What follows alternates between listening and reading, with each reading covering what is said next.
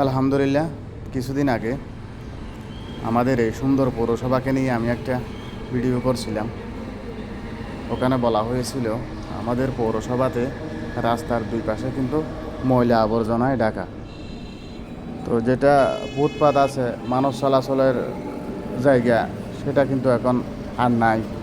সেটাও কিন্তু ওই দুই পাশে মাটি আস্তে আস্তে একদম রোডটা অর্ধেক হয়ে গেছে।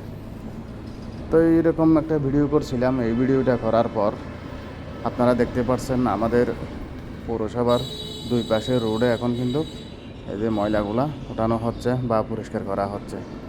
হয়তো ডাস্টবিনেরও ব্যবস্থা হবে এখন।